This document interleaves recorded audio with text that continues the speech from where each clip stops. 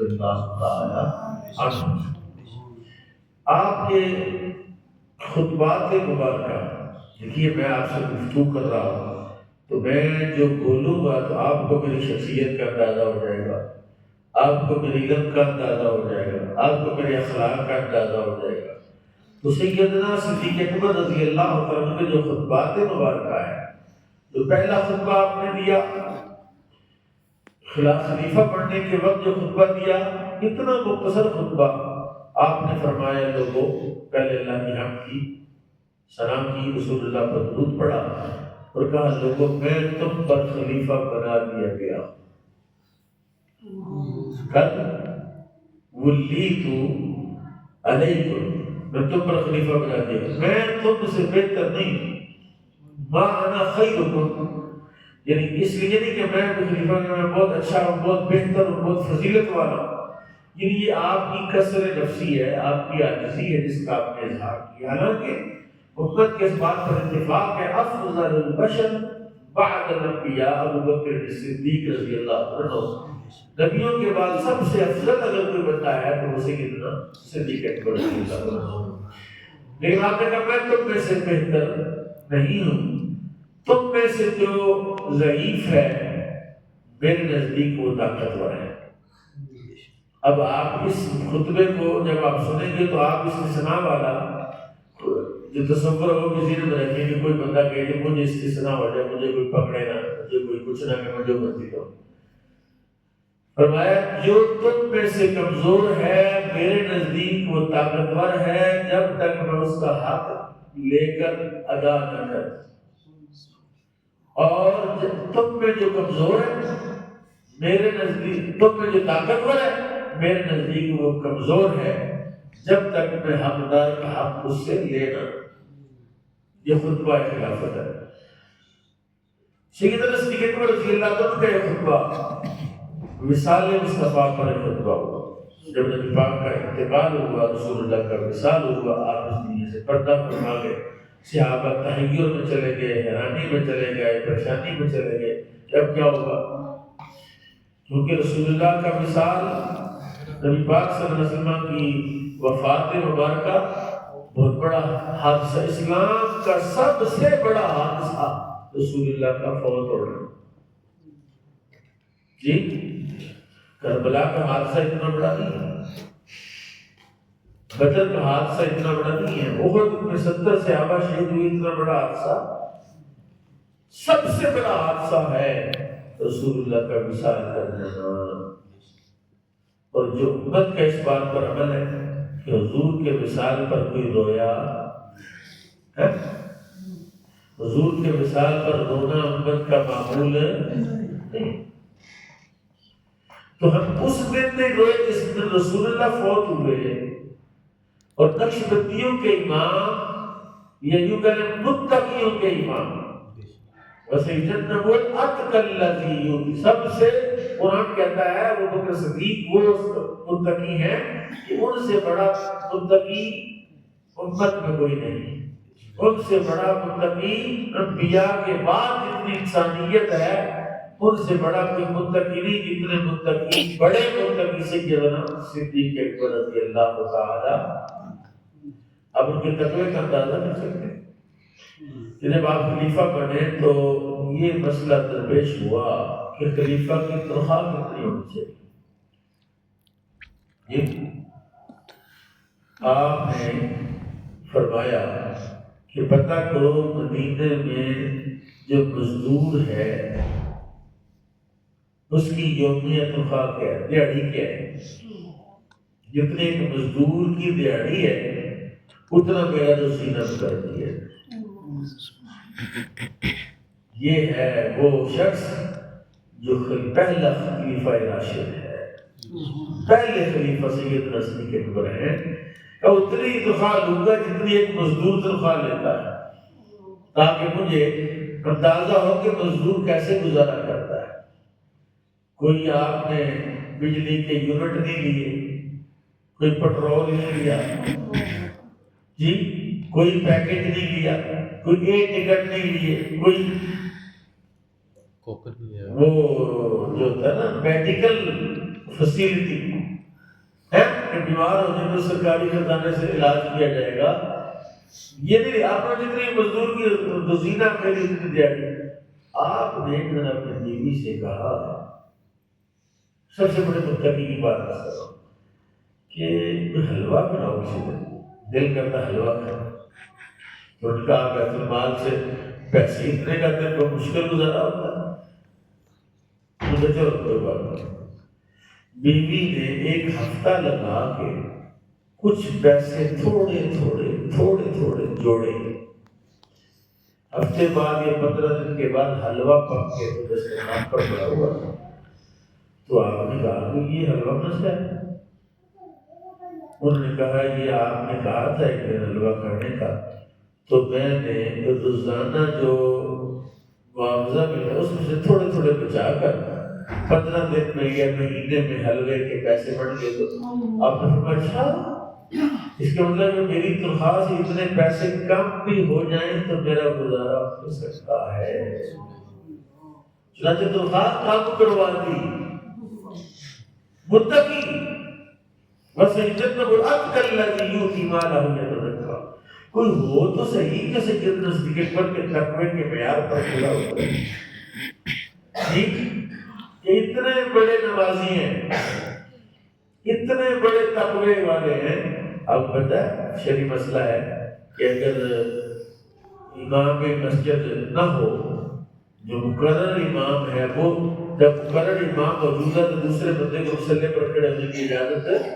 سب سے پہلے حق امام کا مقرر امام، اگر وہ نہ ہو یا کوئی ایسی سچویشن ہو کہ مختلف لوگ جو امامت کے اہل ہیں، سب سے پہلے امامت کا حقدار کون ہے؟ کہا جو سب سے زیادہ متقی ہے، تقوی والا، علم والا، عمر والا۔ تو حضرت سیدنا صدیق اکبر رضی اللہ عنہ وہ امام ہیں کہ مصلی مصطفیٰ پر اگر پہلی مرتبہ کسی کو کھڑا کیا گیا تو ابو بکر صدیق تھے۔ سبحان اللہ۔ ایسے امام ہیں کہ جن کے پیچھے 11 یا 7 نمازیں خود رسول اللہ نے صدیق اکبر کی ابتدا میں پڑھی۔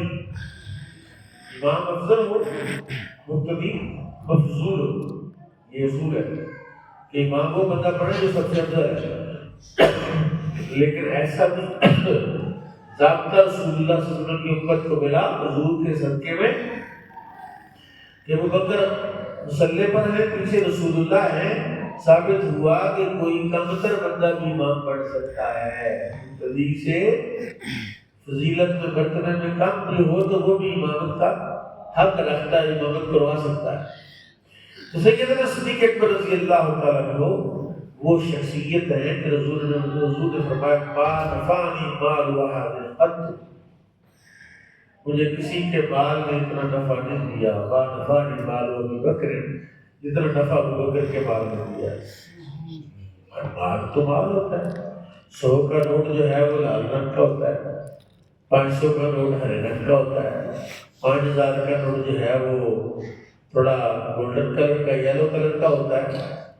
تو مال میں کیا ہے؟ کہا نہیں، جو مال ابو بکر کا ہے وہ مالوں سے افضل ہے، جو مال ابو بکر کا ہے وہ مالوں کا امام ہے، مالوں سے افضل ہے، کیونکہ اس کی نسبت ابو بکر کے مال سے ہو گئی۔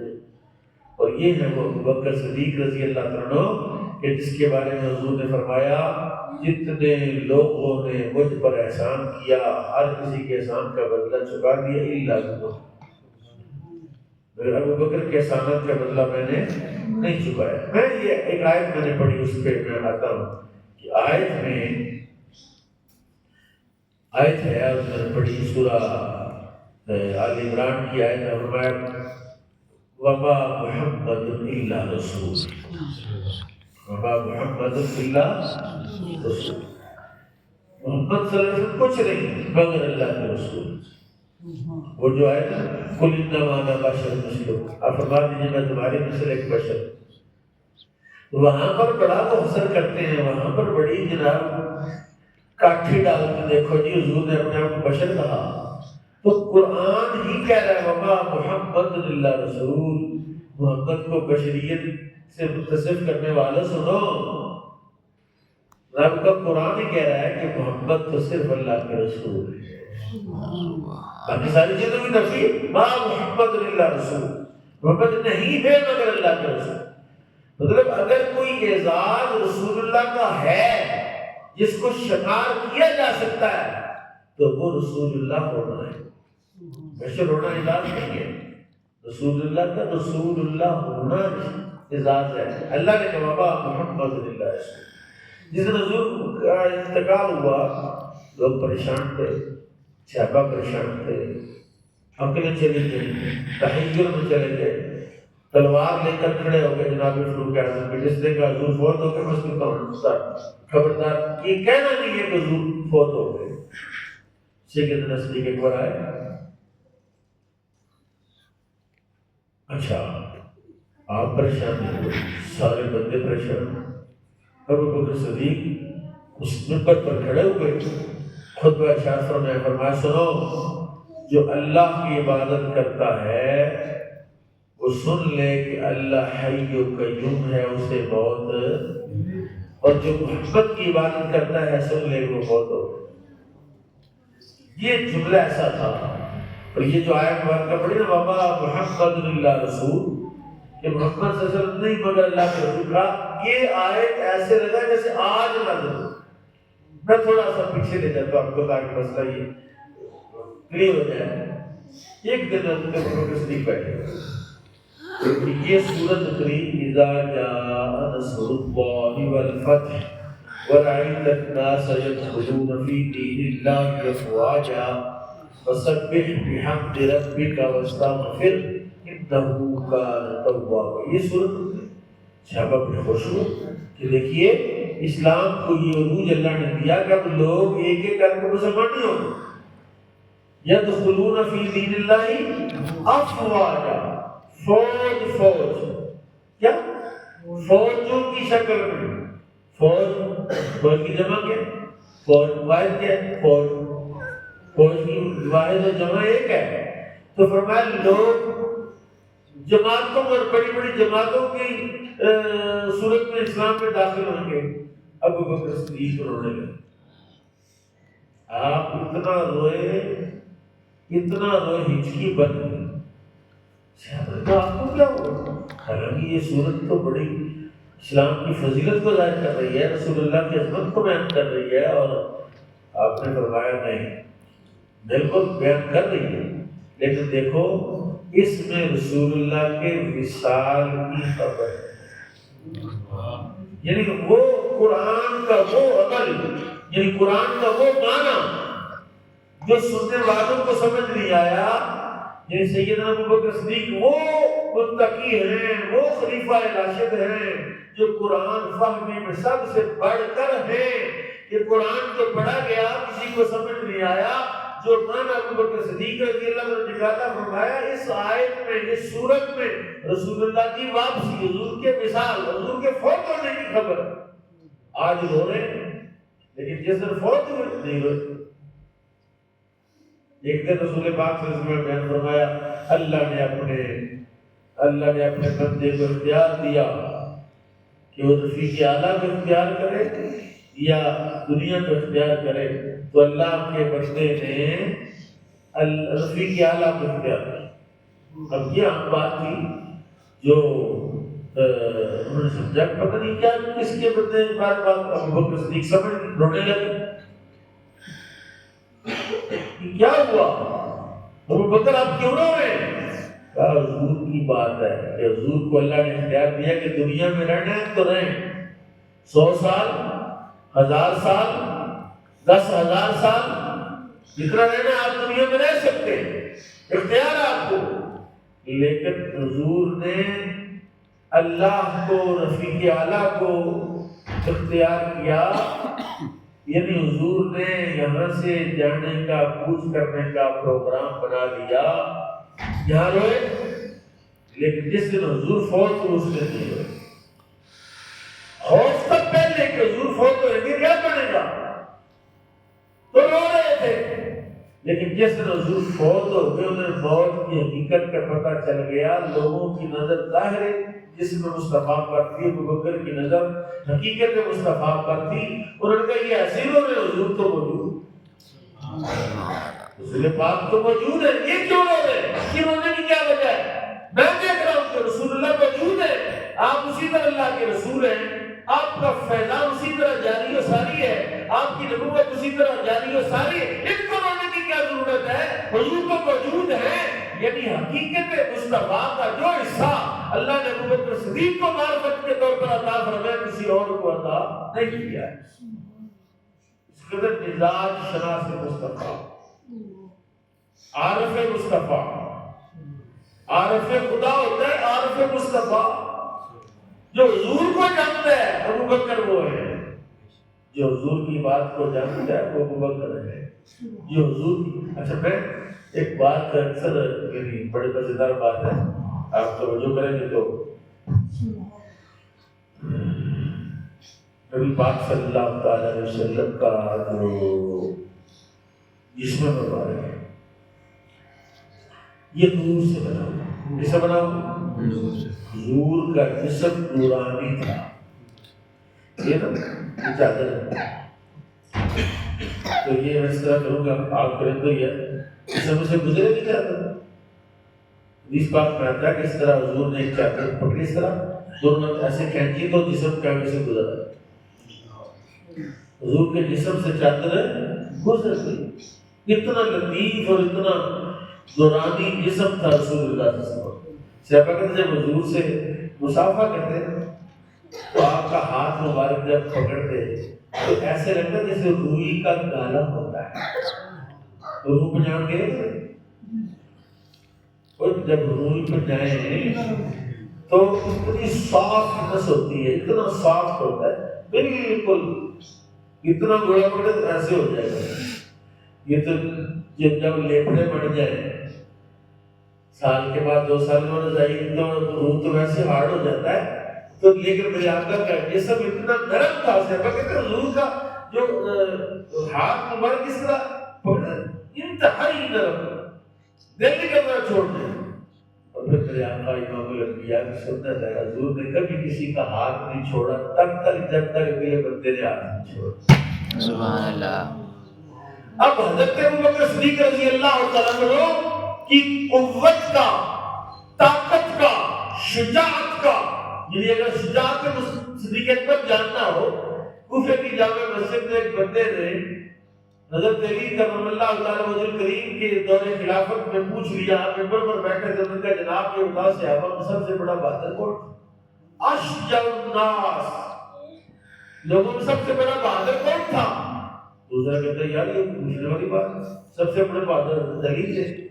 آپ نے فرمایا نہیں ہے، بیٹھ جب میں تمہیں بتا دوں سب سے بڑے بہادر کا نام کیا ہے. یہ نہیں ڈالا، ایسے نہیں کروں. سب سے بڑے بہادر کا کیا نام تھا؟ ابو بکر صدیق. کس نے کہا؟ مولا علی نے کہا. علی والے توجہ سے سنے کہ مولا علی نے کہا صحابہ میں سب سے بڑے بہادر کا نام ابو بکر ہے. ان کا جناب کی دلیل بھی ہوتی ہے.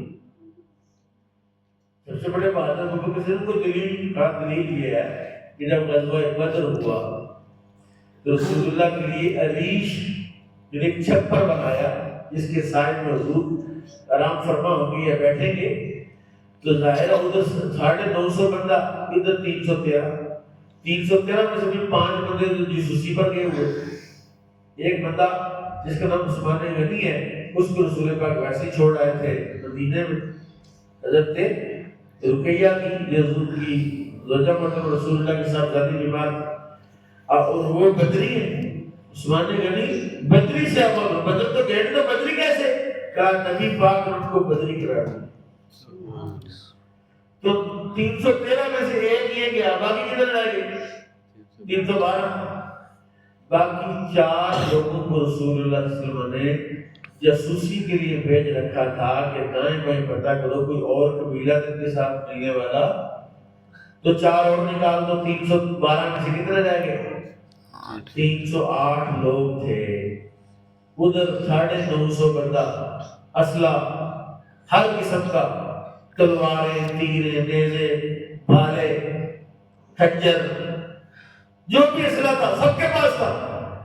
اب خطرہ یہ ہوا کہ بھی اتنا موت سامنے ننگی ناچ نہیں ہوا کہ یہ سارے اگر حملہ کرتے گئے 308 بندوں کی کیا رہ جائے گا؟ اور جن کے بعد تلواریں بھی نہیں، تیر بھی نہیں، نیزے بھی نہیں، گنتی کی تلواریں، گنتی کی تلواریں، نہ ان کے پاس زرے ہیں، نہ خود ہے، نہ کوئی ڈھالے ہیں، نہ بھالے ہیں۔ جی انہوں نے کہا کیا پڑھے گا؟ کب آسو سب اس کو چھوڑو، رسول اللہ کے اس عریش پر کون پہرا دے گا؟ حضور کی عریش مبارک پر کوئی پہرے دار کھڑا کرو، کون پہرا دے گا؟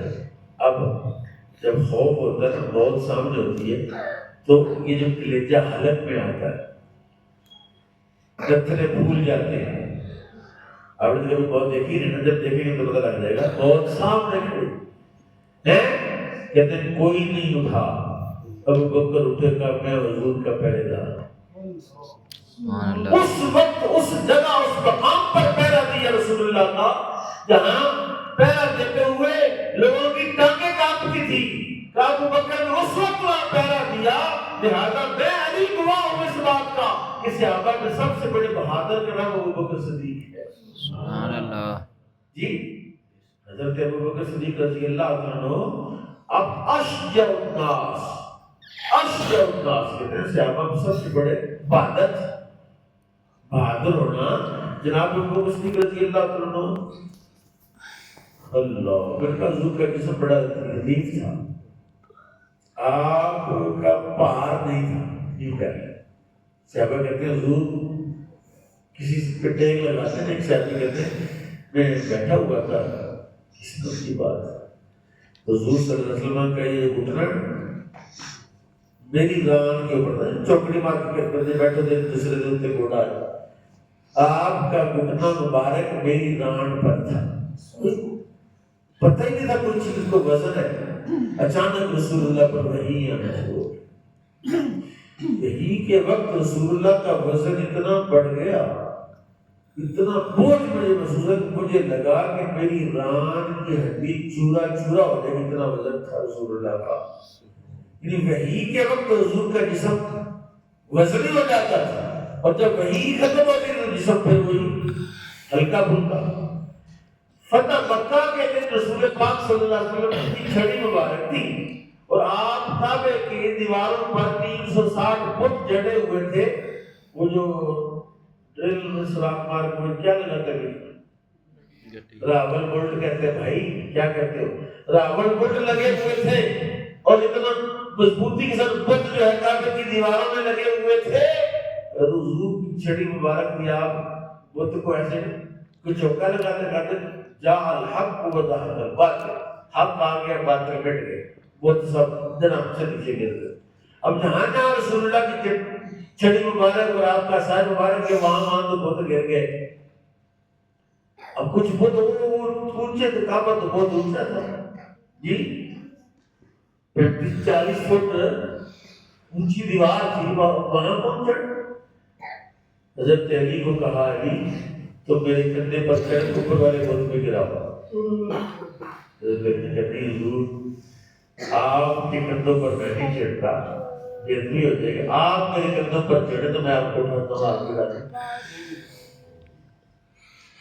میں آپ کے کندھوں پر حضور چڑھوں گا تو بےدبی ہو جائے گی نا، نبوت کے کندھوں پر چڑھے گا تو پھر آپ نے فرمایا علی تو میرا وزن اٹھا سکتا، تو نبوت کا بوجھ نہیں اٹھا سکتا، لہذا تو میرے کندھوں پر چڑھ۔ علی کہتے ہیں حضور کے کندھوں پر چڑھا اور اوپر والے بت گرائے۔ کسی شخص نے حضرت مولا علی سے پوچھا کہ بتاؤ کتنے اونچے ہو گئے جب حضور کے کندھوں پر چڑھے؟ کہا میں اتنا اونچا ہو گیا تھا کہ میں اگر دل کرتا چاہتا تو آسمانوں کو ہاتھ لگا سکتا تھا۔ سبحان اللہ، کہ حضور کے کندھوں پر چڑھا ہوا۔ وہی وطن ہے رسول اللہ صلی اللہ علیہ وسلم کا، ہجرت کی رات ہے اور جبل ثور ہے۔ آج کل تو کوئی گیا میں سے جبل ثور پر؟ میں گیا ہوں، میں گیا تھا 2002 میں، 2002 میں کتنے سال ہو گئے؟ 23 سال پہلے میں وہاں چڑھا تھا۔ اس کے بعد میں الحمدللہ 9 بار وہاں مدینہ پاک مکہ شریف حاضری ہوئی، لیکن دوبارہ جتنے بندے میرے ساتھ سر پھسڑ کہ چلی وہی سویرے آنا کے سر کیا ہوا کے تو چڑھ جائے۔ اب تو انہوں نے وہاں وہ لگا دی چیئر، کون سی چیئر ہے یہ جو یوپیا میں کون سی چیئر لگی ہوئی ہے؟ Chair lift.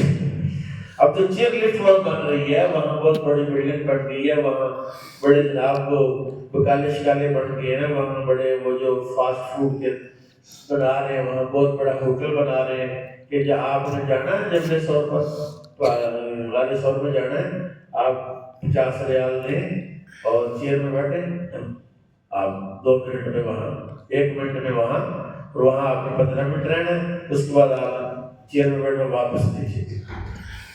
تو وہاں چڑھنا خاصا مشکل تھا۔ جب میں جب گیا نا جی جوان صاحب، میں جب گیا وہاں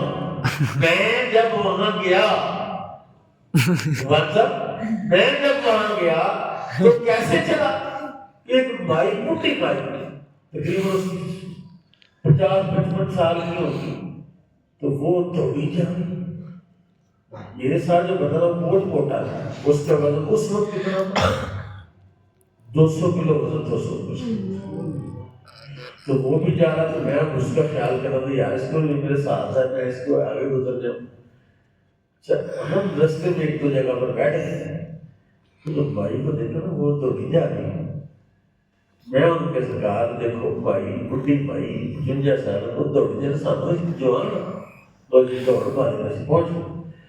حضرت ابوبکر صدیق رضی اللہ تعالیٰ عنہ نے رسول پاک صلی اللہ علیہ وسلم سے عرض کیا یا رسول اللہ صلی اللہ علیہ وسلم، وہ آپ نے غار ثور میں جانا ہے، آپ تھک جائیں گے، لہذا آپ میرے کندھوں پر بیٹھے، میں اٹھا کے آپ کو غار ثور تک لے جاؤں۔ سبحان اللہ۔ حضور نے کہا ابوبکر تو میرا وزن نہیں اٹھا سکتا۔ وہاں کیا کہا حضرت علی کو، تو میرا بوجھ ہے، وہاں بھی نبوت تھی، یہاں بھی نبوت ہے، وہاں بھی نبوت کی بات ہے، یہاں بھی نبوت کی بات ہے۔ یہاں 13 سال ہو گئے نبوت کے سال تو گزرے ہوئے اور ہجرت کی رات ہے۔ حضرت ابوبکر صدیق نے رسول اللہ کے کندھوں پر اٹھایا اور ساری پہاڑی چڑھ کے اس چوٹی پر غار ثور میں جا کے اتارا۔ یعنی اتنا طاقتور ہے ابوبکر، اتنا طاقتور ہے کہ نبوت کو اٹھا کے جبل ثور پر چڑھا۔ سبحان اللہ۔ یہ ابوبکر احسان ہے اس وقت پر۔ تو وہاں ابوبکر صدیق رضی اللہ عنہ سب لوگوں نے چاہا، ابوبکر کا رونے کی ضرورت نہیں۔ اور یہ آیت جب پڑھی جو میں نے تلاوت کی، وما محمد الا رسول قد خلت من قبله الرسل افإن مات او قتل، قد خلت من قبله الرسل یعنی آپ سے پہلے بھی رسول گزر چکے ہیں۔ کیا معنی ہے قد خلت من قبله الرسل کا؟ آپ سے پہلے بھی رسول گزر چکے ہیں۔ افإن مات، جتنے رسول گزرے یا تو فوت ہوئے اور قتل یا قتل کیے گئے۔ وَيَقْتُلُونَ النَّبِيِّينَ بِغَيْرِ الْحَقِّ، یہ بنی اسرائیل نبیوں کو قتل کر دیتے تھے، قاتل نبیوں کے قاتل۔ اب نبی کا قتل، اللہ اکبر کبیرہ، اتنا ظلم کہ نبی وہ ہستی وہ شخصیت ہوتی ہے جو معصوم عن الخطا ہوتی ہے۔ نبی ظالم نہیں ہوتا، نبی کسی کا حق نہیں کھاتا، وہ ناجائز قبضہ نہیں کرتا، وہ بلا وجہ نبیوں کو قتل کر دیا۔ فرمایا پہلے رسول اللہ سے پہلے جو نبی تھے یا فوت ہوئے یا قتل ہوئے، یا فوت ہوئے یا انقلبتم علی اعقابکم، تو کیا جو حضور سے پہلے نبی رسول فوت ہوئے ان کی امت ان کے فوت ہونے پر کافر ہو گئے تھے، انہوں نے ایمان چھوڑ دیا تھا؟ نہیں، وہ مومن رہے تھے۔ فرمایا ممن ينقلب على عقبيه، اور تم میں سے اگر کوئی بے ایمان ہو بھی گیا رسول اللہ کے فوت ہونے پر، فلن يضر الله شيئا، اللہ کا کوئی نقصان نہیں ہوئے گا۔ تمہارا پڑھے تو بیڑا لگو نا، تو مرتد ہو جاؤ، بے ایمان ہو جاؤ، اسلام چھوڑ جاؤ، دین چھوڑ جاؤ، اسلام کا کیا نقصان ہے؟ تمہارا نقصان ہوئے گا۔ اور حضرت ابوبکر صدیق نے اس آیت پر خطاب فرمایا، خطیب کا خطاب، آپ تو بڑے بڑے خطیب سنتے ہیں، خطیب کے خطاب کا کمال کون سا خطیب اچھا تو بتا، جس کی صورت سی جو شعر بڑے پڑے نہیں، خطیب وہ اچھا ہوتا ہے جب خطاب کرے تو سننے والوں کے پلے بھی کچھ پڑے۔ آدھا گھنٹہ پونا گھنٹہ تقریر کی ہے، پلے کسی کے کچھ نہیں پڑا ہے، وہ خطیب نہیں ہے۔ حضرت ابوبکر صدیق رضی اللہ عنہ خطبہ کیا، اس خطبے کا اثر یہ ہوا کہ سب لوگ جو اضطراب میں تھے رسول اللہ کے وصال پر، ان کو سکون ہو گئے، معاملہ فہم۔ دور اندیش بحرین سے مال آیا، والے دن کو تو بڑا سارا مال آیا، حضرت ابوبکر صدیق خلیفہ راشد تھے، سب کو برابر برابر بانٹا، اے ٹو زی، اے سے لے کر زیڈ تک، علی بیٹے سے سب کو، علی سے لے کر یہ سب کو برابر برابر بانٹا۔ جو انصار سے آپا تھے نا، انصار مدینہ، انہوں نے چلو کی ہماری فضیلت اتنی ہے تو ہمیں بھی اتنا ہی دیا، ہمیں زیادہ دینا چاہیے۔ کسی نے بات کی، حضرت ابوبکر صدیق نے ایسی بات کی، ایسی بات کی، ایسی بات کی، اللہ آپ نے فرمایا اے انصار تمہارے جیسا کون ہے اور تمہارے جیسا ہوئے کون ہو سکتا ہے؟ انصار مدینہ تمہارے جیسا کون ہو سکتا ہے؟ تم نے تو آدھی آدھی جائیداد اپنے مہاجر بھائیوں کو دی، تم نے تو اپنے گھر آدھے آدھے دے دیے، تم نے تو اپنے باغ آدھے